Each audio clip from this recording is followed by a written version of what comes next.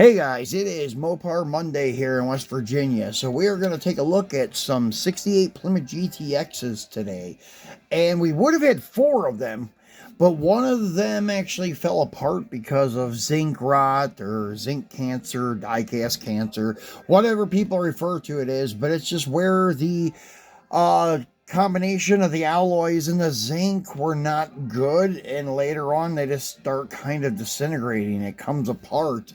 And that's basically what happened to this car. First, you'll notice like paint peeling off, like the paint bubbling, like you almost dipped it in aircraft paint remover or something like that. That's kind of what this car looked like when I took it out of the package, and I squeezed it, and the door and quarter panel on one side literally cracked. I made a short on the car so you could see it before, and then I actually ended up using some of the parts for junkyard diarometers, the doors from it, the roof from it, and I didn't cut any of this. I actually cracked the casting actually just cracked like, I don't know, glass, I guess you could say. But, yeah, that's exactly how the quarter panels broke off. And the A-pillars, I was going to try to save them, but they snapped off. And same thing, I was going to try to save the vent windows on the doors, but they came off. But still, the pieces I was able to save look pretty cool in the diorama in the junkyard. Here's the front nose of the car. As you can see, it just kind of broke into pieces. And none of that was cut. It was just broke. Like with very little effort. And then I also have the back part of the car too. And it was all broken. Just a pair of needle nose. And that's it. And the car was not very rigid. Now the back, the deck lid and stuff was pretty solid. As you can see, it bent a lot and didn't crack, but everything else did. So unfortunately, that 68 GTX was the one that I really wanted. I love the color combo on it. It was one of the hobby exclusives in the Muscle Car Garage series from Greenlight. It was blue with a white top, like B5 blue with a white roof and a white interior, and they had said on the package that it was a convertible, but it's not. It was a hard top, or you could just pretend it was a top-up convertible, but it didn't have the bows in it for the convertible top, so it didn't look nothing like a convertible. But anyways, really cool looking car. Had blue painted steel rims and dog dish caps and stuff. Very pretty car, but yeah, it just kind of crumbled apart. And I had somebody comment on the short that they actually had one that happened to. But the other three, thankfully, are still nice. So we're going to take a look at them. We'll start with the red one. And this guy is from the GL Muscle series. And this is Series 6. And it was released in 2013, maybe 2014.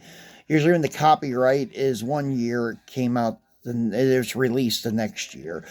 Some companies, though, do it the same year. I don't know. But anyways, I've got this opened up already. And on the back, it has the card. It says 1968 Plymouth Hemi GTX, designed to be the ultimate combination of luxury and performance. The 1968 Plymouth GTX was out to win you over with all new styling, and by coming standard with the 375 horse Magnum 440 4-barrel. A 425, 426 Hemi was an additional option. The 68 Plymouth GTX featured two-door hardtop and convertible body styles, and that was the first year of the Roadrunner also. And it says the 0 to 60 time was 5.4, and the GL casting is GL029, and this is Matador Red, GL Muscle Series 6, and it had 425 horsepower. And if this car looks familiar to you, but not in this package, it's because it was released as a Pep Boys exclusive too. Car almost exactly the same thing, except I think the Pep Boys logo with the three brothers or three friends, whatever they are, were on the roof. But the car itself was Matador Red with these American style 5 spokes with a dark center and a brushed aluminum rim. So this one also comes with a cool gas pump that will probably go on the front of this building or in Mr. Norm's showroom. So we'll have to decide later on where we're going to put it. So let's get this out and get a closer look at it. And something that I've noticed on a lot of Greenlight's B-bodies, I don't know why, if it's something that's contaminated in their molds or whatever, but like there's this one, I don't know if it has it or not. No, this one doesn't have it at all. Well, maybe a little. There's little spots, like over by the passenger B pillar and back here on the package tray area on the top of the quarter panel near the corner of the deck lid. And sometimes the corner of the deck lid will get those little spots. But yeah, and then sometimes the hoods will. The hoods I understand because the hoods are separately casted from the body. So sometimes, because it's so thin, you know, things will maybe get contaminated and the metal's not right, so sometimes we'll get zinc rot on its own. This one, though, however, didn't. Those are just little stains that were in the paint when they painted it. If zinc cancer happens, you'll know it. It's not just a little bubble here and there. And then sometimes paint rash happens the way that they're stored, the conditions they're in, things like that, especially if you leave them in the package. That's why nowadays I'm a firm believer in opening almost everything, especially if there's a chance that it's going to be stored in a different climate where it's not like climate controlled. Like in our house, it's climate controlled, so you don't have to worry about them if they're in your house and you have the air in the summer and you have heat in the winter. So there you go. There's that big, beautiful Hemi under the hood of this thing with the chrome air cleaner, which looks really good. Then it has a black interior. And as I said, the wheels, I think, are based on like American racing. This is a very nice looking car. The 68 to 70 Plymouth B bodies were very nice. So were the Dodge B bodies, the Charger, of course, and the Coronets. But yeah, the 70 is my favorite when it comes to the Plymouth. Like, I guess that would be the first gen. It's the first gen Roadrunner, definitely. But GTX, I know they had the GTX on the 67 Belvedere. So I don't know if it would have been considered first gen. And then the other one, 68 to 70, is second gen.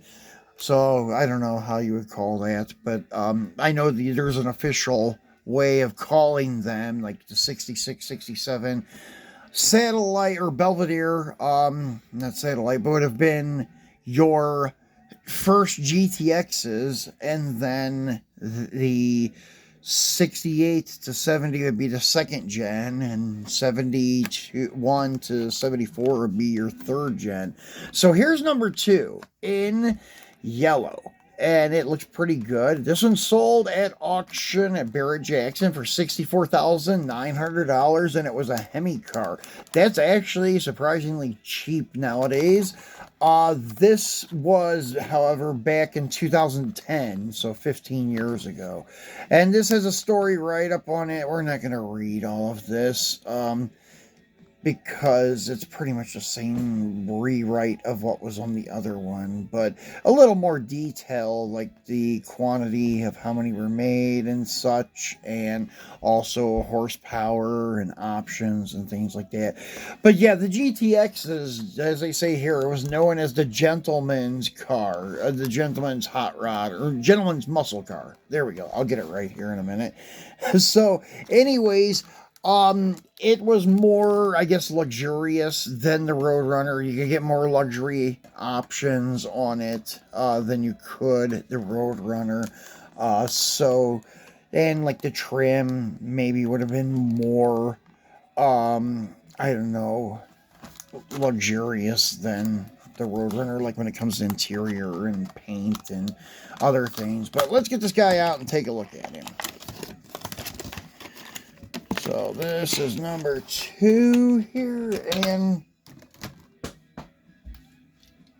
this is in a beautiful yellow color. I don't know what they would have called this back in '68. And it has the matte black stripes on the hood and part of the fender, and the vinyl top, or I don't know if they're trying to make this replicate a vinyl top or a painted roof, because I know some Mopars back in the day you could do or get the painted roof on them. And then you have your GTX stripes there, GTX emblem on the quarter panel, little round marker lights. That's one thing to tell if a Mopar is a '68. The round marker lights, they were on everything. The Plymouths, the Dodges, and Chryslers, I believe, too.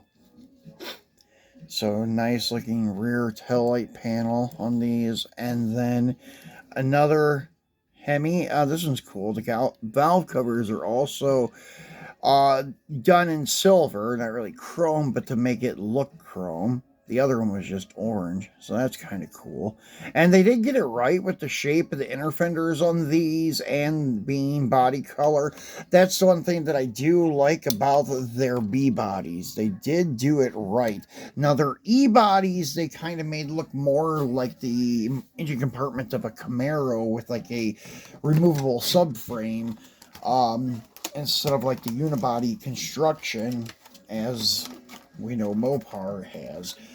That's why I was pointing that out on their Challengers the other day, or their Cudas, I'm sorry, the Cuda was what I was looking at. So here is the '68 Plymouth GTX in the Black Bandit series, one of only 4,032 made. And this is pretty much identical to the red one, except it is black. So same wheel setup and everything. So this just tells you about the Black Bandit series. Black Bandit Series 2 is a second release of the previous hobby exclusive Black Bandit cars, first introduced in 2004. Each Black Bandit car is meticulously produced with a triple black theme. Black body paint, black interior detail, and custom black wheels are the distinguishing characteristics of these outlaw vehicles. So this came out in 2008. This is a pretty old one.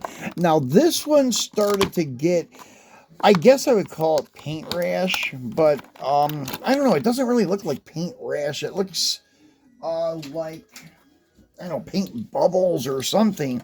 But this quarter panel has a lot of little like contaminants in it. It has that spotting that I was mentioning, and so does the top of the deck lid here. That was those spots that I was telling you guys about. It's kind of like paint rash, but it doesn't feel rough like paint rash would. And it happens on the roofs and on the deck lid and also on the hood. Now this hood looks like it could have zinc cancer sometime soon, but it feels pretty strong. Like trying to push on it and crack it, it's not going to happen, or it's not going to bow either. This car has the Hemi in it also. And sometimes, as I mentioned, if you leave these in the packages, sometimes the paint will have a bad reaction to the plastic touching it from the PVC. As you can see, this side's pretty nice. A little chip there from the factory. But, yeah, that's another reason I don't like buying older black cars from Greenlight, because you never know how the original owner stored them and things like that, especially if they're packaged and I'm going to open them. It's really not something I want to invest a lot of money in. So whenever I'm buying these older black models, not just Black Bandits, but any of them that are black, I try to get for at least $10 or less. I mean, that way if there are spots like this, you're not too upset. Luckily, I think I only have like $4 in each of these, so it's not too bad. And this side faces inward, how I have it displayed, and this side faces out, so it ain't that big of a deal. And as I said, it's not really paint rash, it's more of like contaminants in the paint. Like it had a lot of dirt in the paint, because it doesn't even look like the normal reaction that it has to plastic, like what I'm calling that adverse reaction to the PVC touching it. That's almost paint rash. This is a little different because you could feel it. It's like rough spots where it's like dirt inside the paint. That's another thing bad about black. Black picks up everything, and you will see every little bit of it too. So that's it, guys. Those are our 3 for today. And we'll be back again definitely on Friday, but I don't know about midweek. I don't have nothing in yet, but we should be getting some stuff in. We have another square body dually coming in, the new Golf single cab. We'll be doing an unboxing on it. We have some more Mopar stuff coming in from Greenlight. Yeah, that's pretty much it. I think we have a couple older M2 releases from Mopars that's coming in too, I think. I'll have to double check. But if some of that stuff comes in tomorrow, then maybe we'll do an unboxing on something midweek. If not, we'll be back on Friday. So enjoy your week, guys, and thank you for watching.